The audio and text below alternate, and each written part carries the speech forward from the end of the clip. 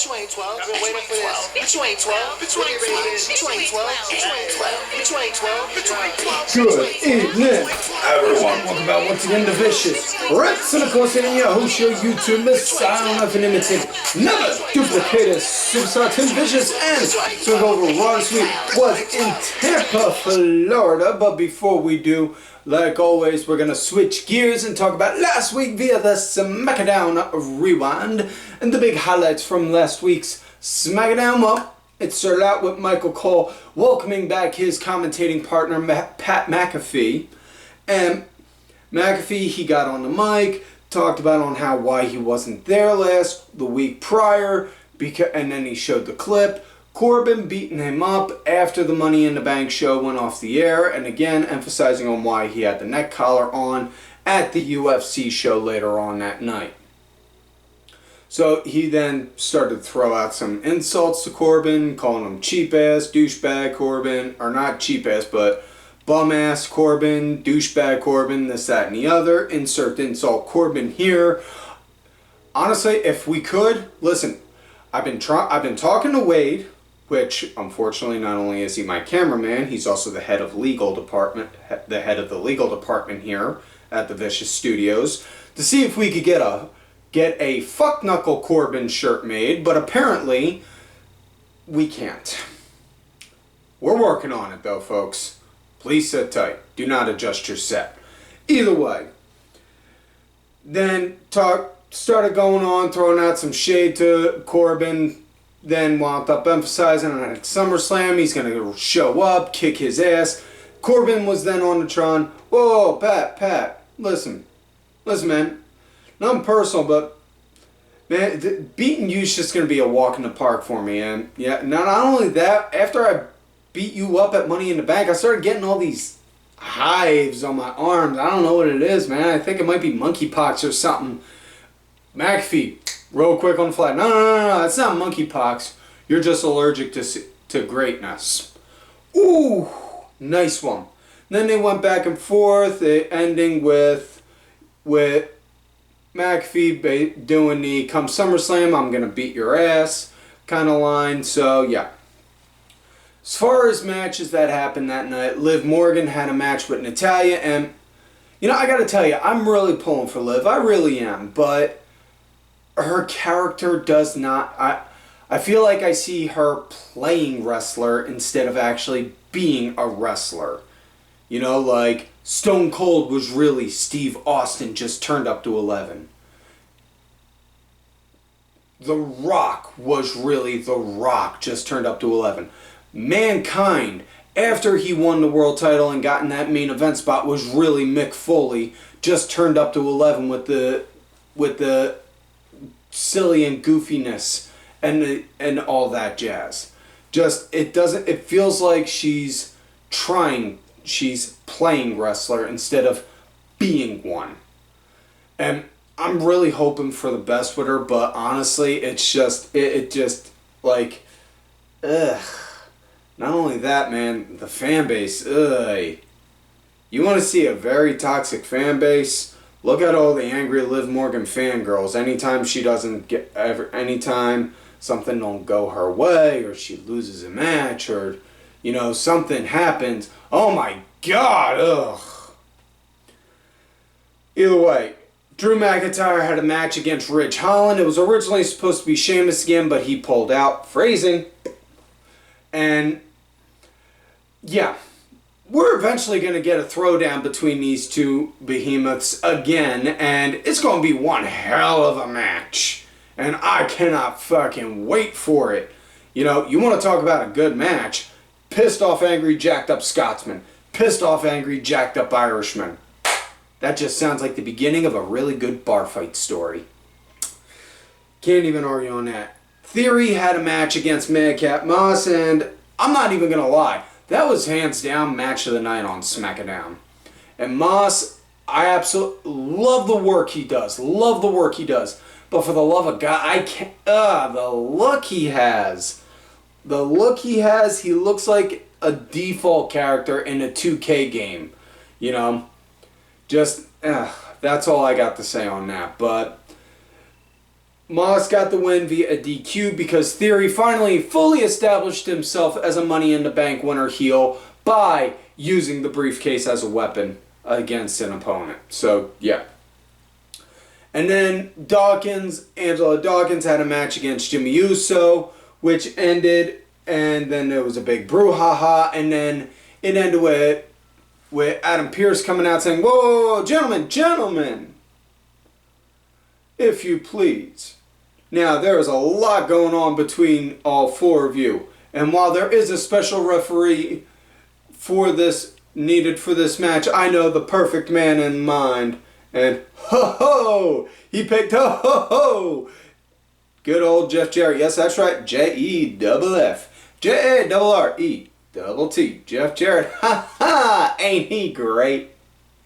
You know, and I gotta tell you, man, Jeff Jarrett's making fucking waves, man. That fucking SummerSlam weekend, because that Saturday, he's reffing that match. And then that Sunday, and it was announced earlier today as of the day of this show, it was announced he's going to be in the main event match going against Ric Flair at Ric Flair's last match. And man, oh man, the greatest trick the wrestling world ever pulled was to have us all think Jeff Jarrett would ever be done with the business.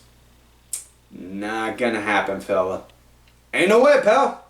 So, with that said, let's get into this week's show. Raw, Tampa, Florida. It starts out with Titus O'Neil emphasizing on how, you know, when he first started, he was a tag champion, and he thought he reached the peak when he became a Hall of Fame Warrior Award recipient, and then started going on talking about on how all the good things WWE does in their charity programs and helping out. And the one thing that they do, as far as being an entertainment brand, they do everything possible to avoid politics, religion, racism, all that kind of stuff. And you know, I get that, because in all honesty, listen, and going to be a little bit of a sidebar here, and I'm probably going to get a little long-winded, so bear with me, but comedian Gabriel Iglesias, he wound up hitting the nail on the head. Why he's so successful in his way on doing stand-up comedy. He don't talk about sports because, you know, everyone has an opinion about sports and athletes one way or another. Ugh. Don't talk about current events. Don't talk about politics. You know, those kind of things, very toxic subjects. Very much so in the same way with WWE. And the correlation between the two, both entertainment, both forms of entertainment, just two different platforms of entertainment. Just like this show, it's a form of entertainment, just different kind. You know, I mean, if you're into seeing bearded up guys screaming, yell into a camera and complain about their cameraman. Wait, put that burger down! God damn it, dude. Do your damn job right. Assholes. I'm working with assholes here. Anyways, after that, then we get the MILF, I mean the man, Becky Lynch, coming out. And then talking about on how at SummerSlam she's going to beat Bianca, on how she's going to become Raw Women's Champion again, and then Bianca came out. Bianca came out talking about on how hold it right there. See, this year's SummerSlam, it's a redemption story for me, because last year I wasn't expecting you, and now this year I am, and I am going to beat you, and I'm going to walk out still the Raw Women's Champion. Then Carmella came out. And definitely needed the heart pills. So yeah, after another, yeah, heart pills. Then Carmella wound up coming out saying, you know, I'm the badass with a great ass, and I could make a comment on that. I swear to God, folks, that it's just sitting there right in front of me. I would make a comment, but I can already feel getting hit in the back of the head really hard for it. So for my own sanity and risk of not suffering any kind of CTE damage, I'm not going to say it. But either way, it then the promo then turns into a Carmella and Becky beating the crap out of Bianca, and then they move into the match. Becky's ringside doing commentary. As far as the match went, nice good back and forth early on. Mella, she was leading the pace. Now they did also wind up saying midway through the match on the commentary that there was a stipulation thrown in where basically Bianca did not have champion's advantage. And honestly, it just kind of feels like at this point, anytime that stipulation's ever said, it's, well, the champion's 9 out of 10 times going to win because they're overcoming that obstacle. You know, much like the loser becomes the winner's slave match, heel always wins. When have you ever seen a baby face win a loser becomes the slave stipulation? Yeah. But yeah. Decent enough match. It came to an end when Bianca, right out of nowhere, boom, popped a KOD onto Carmella. 1, 2, 3, that was it. After that, Becky Lynch got in the ring, was holding Bianca's title up, much like, yeah, I'm gonna win. This is mine. Oh, you want your belt? You want your belt? Okay. Boom. There it is, and then walked off. Like, ooh, damn. Mark 1 for her. Oof. So next up, we got next match, Damian Priest going against Rey Mysterio, and beforehand, Priest and Balor, they cut a promo saying they're going to wind up. Dominik is going to join Judgment Day one way or another, and then we get to basically a long-winded one, summing it up like that. And then we get to the match. Yep. And, well, actually the match started during the commercial break because after that promo, then Rey came out, and as Rey was walking down the aisle, then they went to break. Post-break, we see the action, and that Priest, he was leading the pace. It's good action. You know, I liked it, but, you know, I've been digging Rey Mysterio since I was like 14 years old, so fuck, I feel old now. Oh, shut up, Wade. And match came to an end when, after the third attempt, Rey finally popped a 619 onto Priest, then went to go up onto the ropes, went to go do a senton. Priest caught him, lifted him up, hoisted him up, did the Razor's Edge. 1, 2, 3. One of the things I gotta say was probably the coolest was the way Rey sold it, because when he hit, it was, and use the pen right here for an example, wound up hitting, and then boom, and then flipped over. Like just, ooh, damn. But yeah, afterwards then, Balor and Priest were doing a beatdown on him. Dominik got taken out earlier prior to that. And then they grabbed a couple chairs, set them up, getting ready to set up Rey for a one-man concerto. Then Dominik came in, stopped him, like, come on, stop, guys, stop, fine, I'll join. Priest, say that again? I'll join. That's what I thought you said. Wham! Then popped him. Later on in the show, they wound up saying that the test wasn't to see on if you would do that to save your father, but the test was to see if you would attack your father and do it yourself. And then they emphasized on how next week, when Raw is going to be in the Garden, they're doing the 20th anniversary for Rey Mysterio. They're going to do something then. So yeah. Next up, we got Seth Rollins going against Ezekiel, and this came to be because earlier there was a KO show where Owens was interviewing Riddle. Then Riddle was going on how he's going to win again. He's going to go after Seth he's going to beat up Seth at their match at SummerSlam. Then Seth did a sneak attack, beat Riddle up. Backstage interview, Seth wound up saying that, explained why he's going after Riddle, because he's such an idiot. He really thinks of all people out there, Randy Orton is his friend. Really? Randy Orton of all people. This, that, and the other. Then Ezekiel got in his face, talking about on how he didn't like what he did, this, that, and the other, blah, blah, blah, blah, blah, blah, blah, blah, blah. Then you know what, let's put up or shut up. Meet me out in the ring, kid, kind of moment. So we get to this match. Good back and forth. Ezekiel was want up bleeding the damn it! Fuck! Ezekiel wound up leading the pace post-break. And wound up leading, I should say, post-break. But Seth was dictating the pace. You know, the pace and the flow of it. But it was a good match. It was decent. Seth got the win doing a curb stomp on him. 1, 2, 3. That was it. Next up, we got Omos going against Angelo Dawkins. And this came to be because they were doing because backstage squabbling moment, much like prior with Seth and Zeke.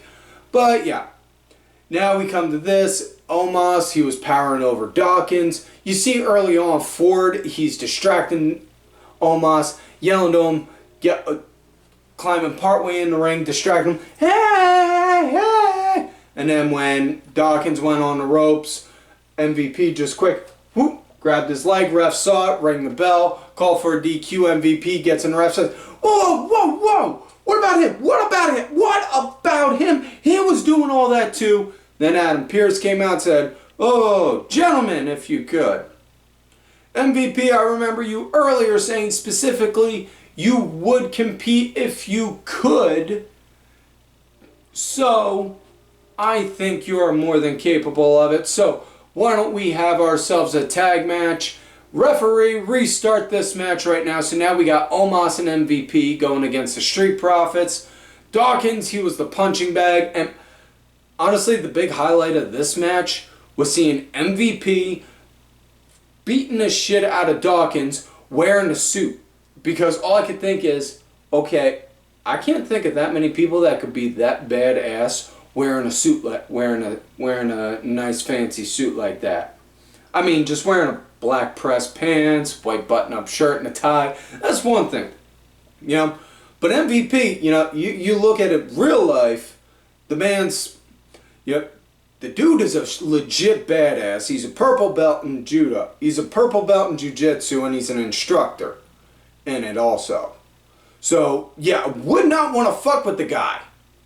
Would not want to fuck with the guy in any way, shape, or form. And just to see him go out there and be able to do that and work in that suit, in those dress shoes, just thinking, God damn. That man can work. Fuck. Yeah. Anyways, Ford wound up getting the tag in, tried to clean up and go after Omos, didn't do so much, and then it eventually came to an end when match came to an end with the DQ when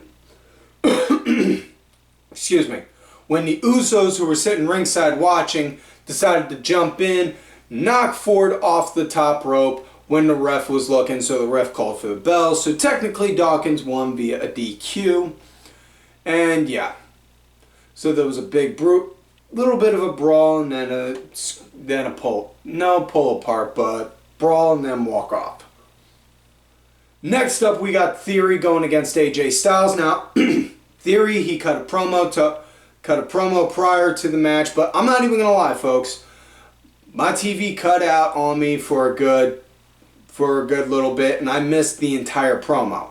I missed his part, AJ's rebuttal, my line got cut. I was completely dead in the water for a good bit. No signal, no nothing. Not even on my cell phone.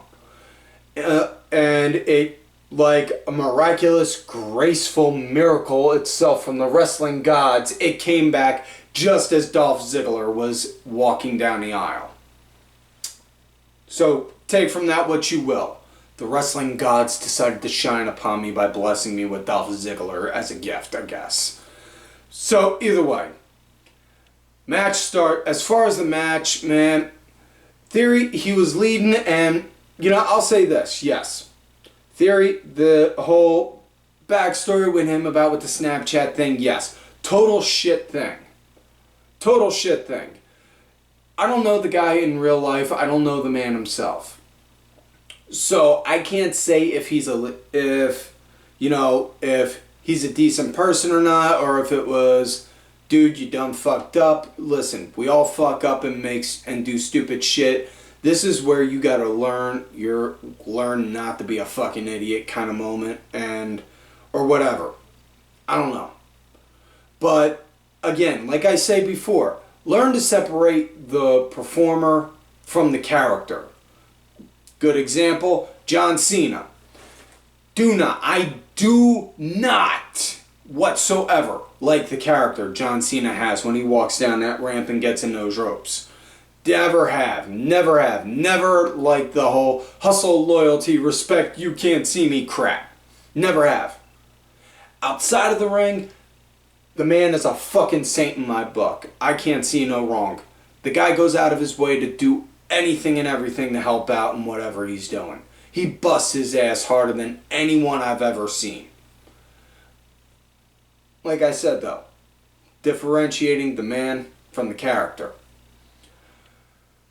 But honestly, I really see Theory a good 3, maybe 5 years from now. That kid's gonna wind up being in the main event scene. I can't say if he's gonna be champ. I can't say if he's gonna have gold on him.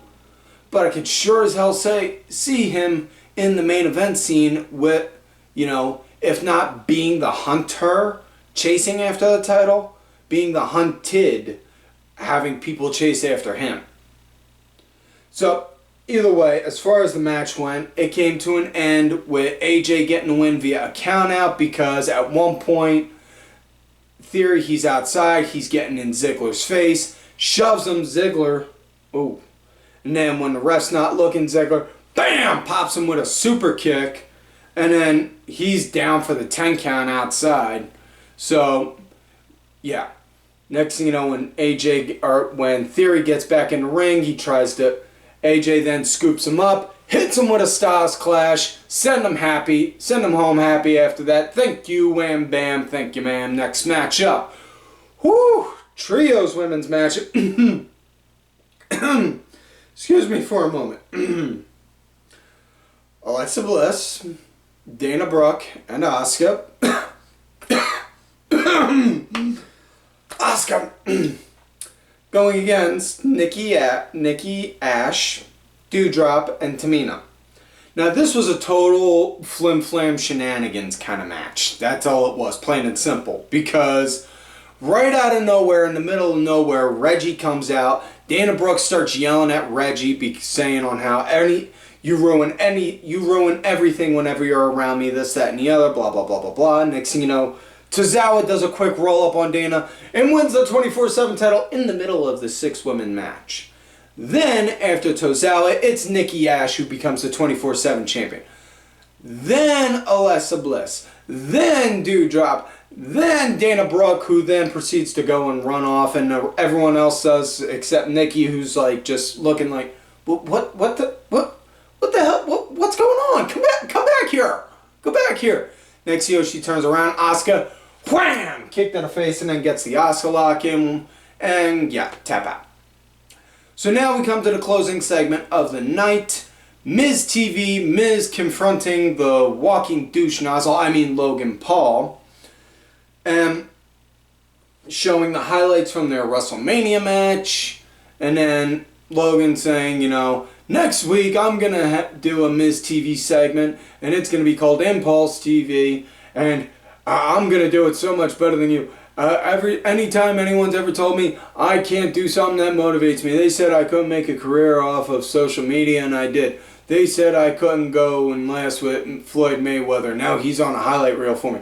They said I couldn't compete in WWE, and now look, I signed a contract, and come SummerSlam, I'm going to get you. And then next thing you know, he starts, Miz is like, no, not happening. I'm not doing the match. You just want to ride off of me. That's all it is. And then again with the whole ripping on Miz about the size of his balls, and seriously, can we stop talking about the fucking Miz's balls? ugh. Yeah. Anyways.